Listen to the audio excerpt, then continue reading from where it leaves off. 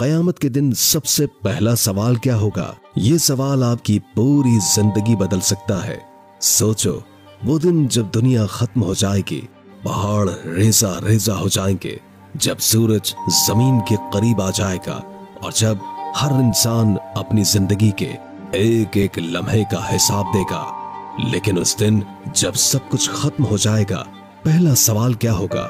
सबसे पहला सवाल रसूलुल्लाह सल्लल्लाहु अलैहि वसल्लम ने फरमाया, कयामत के दिन बंदे से सबसे पहला सवाल उसकी नमाज के बारे में होगा। अगर उसकी नमाज दुरुस्त हुई तो बाकी तमाम अमाल भी दुरुस्त होंगे, और अगर नमाज खराब निकली तो बाकी सब बर्बाद। सोचो, क्या वाकई नमाज ऐसी है कि हम उस सवाल का जवाब दे सकेंगे? क्या हमने अपनी नमाज को कभी इतनी अहमियत दी जितनी कि दुनिया के बाकी कामों को देते हैं, या हमने बस इसे एक रस्म समझकर पढ़ा?